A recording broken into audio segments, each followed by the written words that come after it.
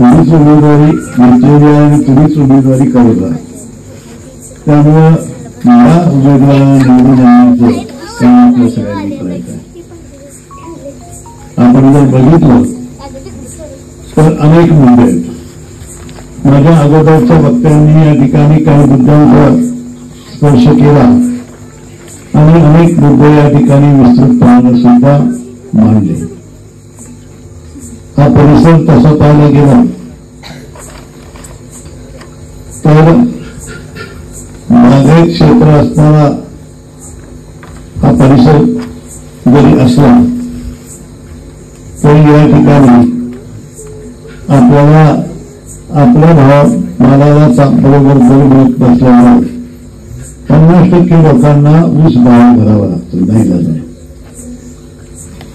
आम्हाला सुद्धा या ठिकाणी वाटतं.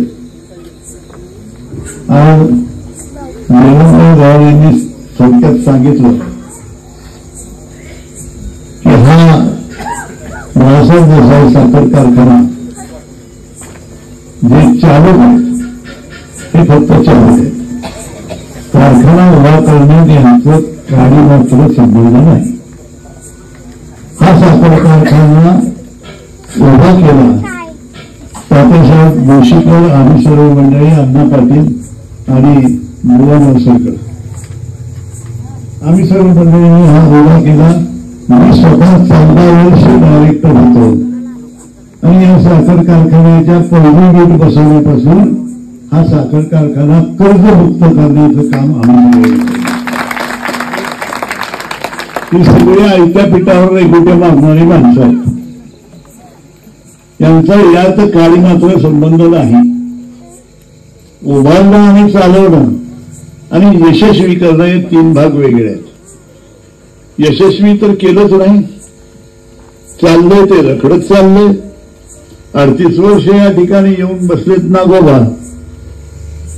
त्यांच्या हातून काही म्हणतात आहेत आम्ही इतकं टनेज करून तितकं टनेज करू, पण आता टनेज ज्यावेळेस पूर्ण होईल त्यावेळेस समजेल. आज जर बघितलं तर काही मंडळींनी सांगितलं की आम्ही आता नूतनीकरण करत आहोत, परत नूतनीकरण करत आहोत, पण जुन्या मशिनरीचं 50 वर्ष पूर्ण झाली. आता हे 50 वर्षाचं सांगलं हे त्या ठिकाणी दुरुस्त करण्याचं काम केलेलं आहे. ही काही फार मोठी कामगिरी आहे असं म्हणता येणार नाही. सगळीकडे तुम्हाला ही अवस्था होती आणि अशा परिस्थितीनं तालुका उजाड करण्याचं काम या माणसांनी केलं. याला आपण साथ करण्याचा, जी माणसं साथ करत असतील त्याला सावध करा की बाबांनो तुम्ही त्यांच्या पापात सहभागी होऊ नका. आज तालुका उजाड करण्याचं काम ही मंडळी करतील त्यावेळेस आपण तरी उत्तर राहून आपलं तरी काय होणार आहे. साखर कारखान्याची काय अवस्था झाली टनेजच्या बाबतीत मी काही हिशोब सांगितला पाहिजे असं नाही. 400 ते 500 रुपयाचा दरातला फरक आपल्याला जाणवतोय. ज्यांनी 20 टन ऊस घातला, ज्यांनी 40 टन ऊस घातला, त्यांनी 60 टन ऊस घातला. मोबाईलवरती जरा हिशोब करून बघा. आहेत ना मोबाईल सगळ्यांच्याकडे? गुन्हाकार बघायचा करून बघा. 20 टन गेल्या 15 वर्षात किती नुकसान झालं ते जर तुम्ही काढलं तर या ठिकाणी गेल्या 15 वर्षात 20 टन ऊस घालणाऱ्याचं 81,000 रुपये तोटा झाला. 40 टन ऊस घालण्याचं 1,63,000 रुपये घाला. बघा तुम्ही. आणि 7 टन ऊस घालणाऱ्याचं 2,45,000 रुपये. तुम्ही करून बघा. तुमच्या मोबाईलवर आलं ना ते दीपकला फोन नसेल तर एकमेकाला माहितीसाठी पाठवा. एवढा तोटा लोकांचा करून यांनी काय म्हणालं तर 15 वर्ष राजकारण केलं. लोकांच्या घराघरात भांडणं आली. नको त्या सवयी मिळाल्या, नको ते राजकारण, नको त्या पद्धतीने करण्याची लोकांना सवय लागली. पण अशा पद्धतीने यांनी फक्त समाज बिघडवण्याचं काम केलं. आपण बघितलं तर आता काल आता रोज पेपरमध्ये वाचलं, मी रोजगार निर्मिती करणार, मी रोजगार निर्मिती करणार.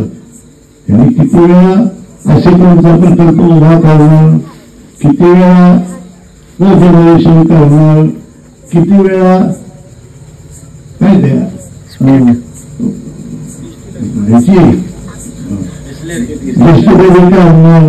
किती वेळा प्रकल्प एक तरी उभा राहिला का.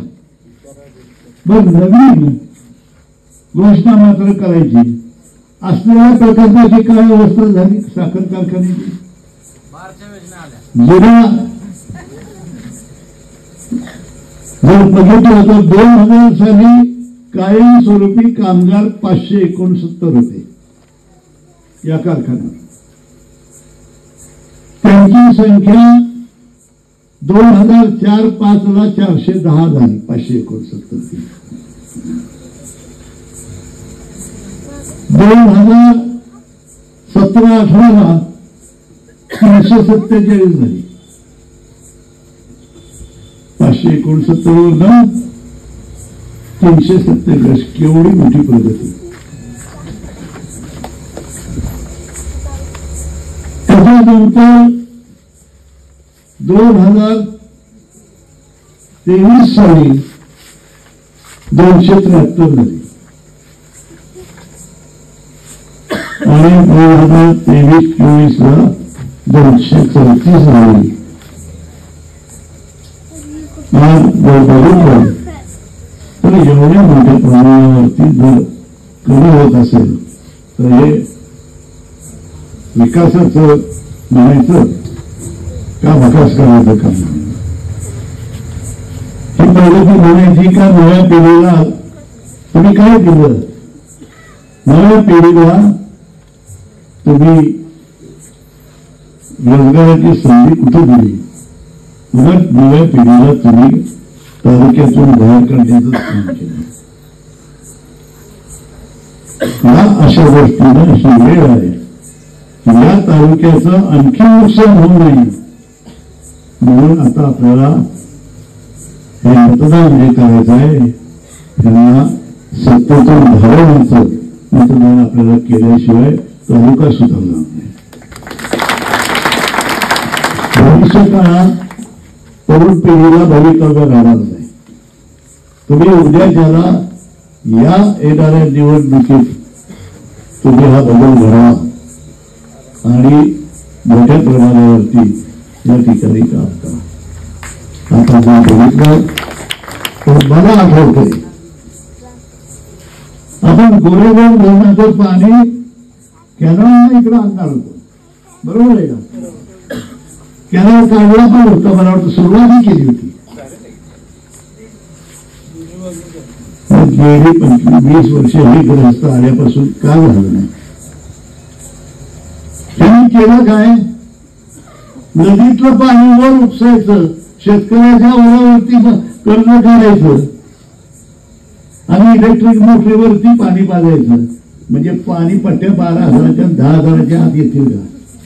आणि हे जर पाणी आपल्याला कॅनलनं मिळालं असतं तर 7,000 रुपये हेक्टर पाणी आपल्याला मिळालं. आणि कुठे 10,000 पाणीपट्टी किती आहे तुमच्याकडे. किती पाणीपट्टी मला माहित नाही. हे एकच झाली हेक्टर सांगितलं. अशा पद्धतीनं जर आपण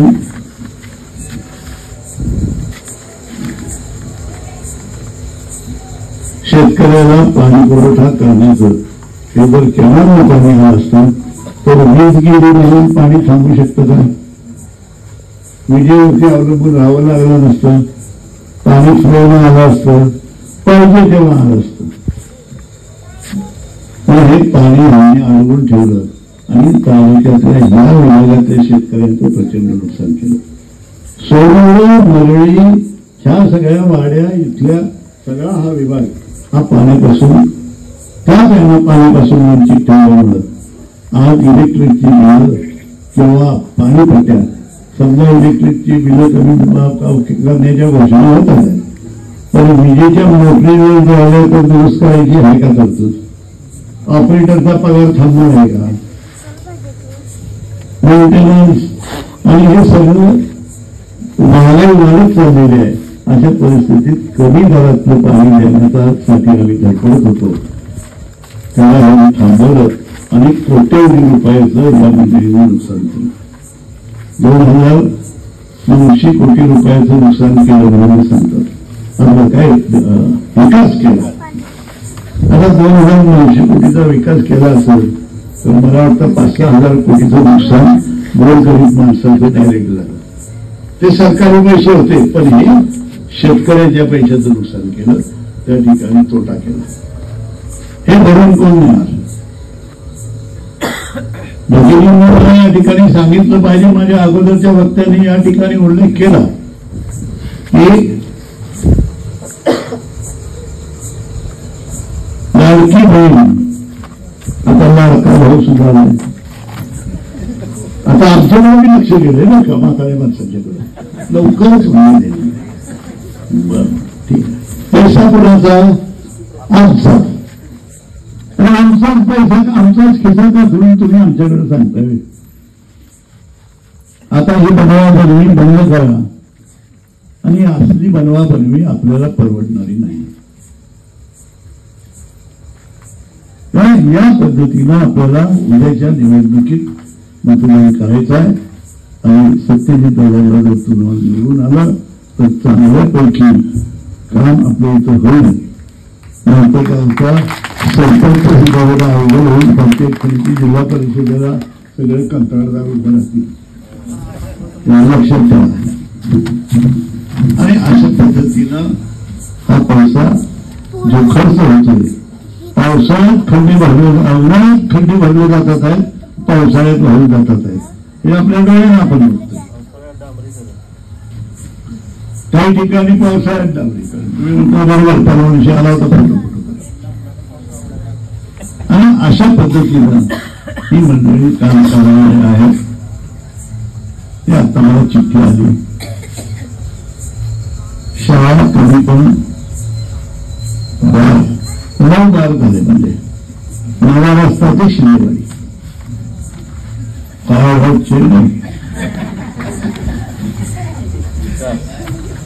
मी त्या दिवशी गेलो होतो डेबेवाडी. झालं होतं काय की कुंभारगावाला गेलो. कुंभारगावमध्ये येताना डेबेवाडीत कार्यकर्ते थांबायला बसलो, गप्पा मारत बसलो होतो. ते कार्यकर्ते म्हणायला लागले की दादा इथं काय काय म्हणले चाललंय, म्हटलं काय काय चाललंय सांगा तरी आम्हाला. म्हणले महिन्यापासून डेबेवाडीपर्यंत 11 गाड्या झालेत. शंभर झाली ती तुमची नाही नाही म्हणले. अहो ते पूर्वी 2च होते, ते आता 2ची गिराईक 11 मध्ये विभागल्या गेल्या. आता पुण्याचाच बार चालू. काही 7-7 लाख रुपये प्रत्येक बारचा खर्च आहे. म्हणले माणसाचा पगार बी निघाला. काय करणार? मला म्हणलं दादा आता ह्याचं करायचं काय? साधी सोपी गोष्ट आहे. म्हटलं एकमेकाला पाहिजे. आता काय करायचं, काय डोकं फोडायचं त्याच्याकडं काय? निवडणूक संपेल ते बाब थांबते, काळजी करू नका.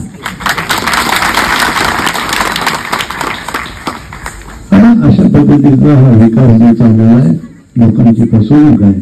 लोकांना सांगा तुम्ही समजून, आणि आपल्यातली जे गैरसमजाने बाजूला असतील त्यांना आपल्याला जवळ केलं पाहिजे. म्हणून आपलं काय असेल आपण त्याचं सोसायटीचं आपलं आपण बघू. तर आता ही आहे निवडणूक विधानसभेची. आपल्याला चांगला प्रतिनिधी आपण निवडून दिला पाहिजे. आणि हे आपल्याला जर करायचं असेल तर मला आपल्याला सांगितलं पाहिजे की चांगलं राजकारण सुधारलं पाहिजे असं आपण म्हणतो. त्या निवडणुकीत मतदान करताना जी संधी असते राजकारण सुधारण्याची, त्यात आपल्याला हे काम करावं लागणार आहे. आता बघितलं तर मला या ठिकाणी मगाशी कुणीतरी उल्लेख केला की म्हणजे दमदाट्या करतात. आज दमदाट्या काय करतात? कुणाची हिंमत आहे दमदाट्या करायची? दमदाटी कोणी केली, माझा फोन नंबर सगळ्यांनी घेऊन ठेवा. पोलीस स्टेशनला पहिली कंप्लेंट करायची आणि माझ्याकडे फोन करायचा. मी बघतो कशी त्याला वस्तीवर आणायची. तुम्ही काळजी घेऊ नका. मला वाटत नाही तर काय दमदाट्यांचं पण चालेल, परंतु काही ठिकाणी चाललेलं प्रयत्न त्यांचा चाललेला आहे. हा हमी पाळला पाहिजे आणि मला या ठिकाणी सांगितलं पाहिजे की आपण कुठलंही त्या ठिकाणी एक न ठेवता विरोधकांची मत. आता आपल्या निवडणुकीत आपण आणायची कुठलं होतं? स्वतः तालुक्यात आणायची का खोट्या तालुक्यात आणायची? आपल्याच मतदारसंघातली मतं आपल्याकडे ओढली पाहिजेत ना. तेव्हा ही मतं तुम्ही तुमच्या या सगळ्या भगिनी सगळ्यांच्या त्या ठिकाणी आपल्या मुलांची, आपल्या सासरची, मुलींनी आपल्या मैत्रिणींची, ही सगळी मतं आपल्याला आपल्या पार्टीकडे कशी मिळवता येतील ठिकठिकाणी याचा आपण सगळ्यांनी प्रयत्न करू. 3 दिवस राहिले. या 3 दिवसात आपण बाकीचं काही उद्योग न करता हे काम आपण करा. हे तुम्ही करू शकता, फिरून करू शकता, तिथं जाऊन करू शकता किंवा फोनवर करू शकता. परंतु हे काम तुम्ही करा एवढीच विनंती करतो. आणि पुन्हा आपल्या सगळ्यांना चिंता सभेचं प्रथम दाबून या ठिकाणी घेऊन द्या एवढी विनंती करून 2 शब्द संपवतो. जय हिंद.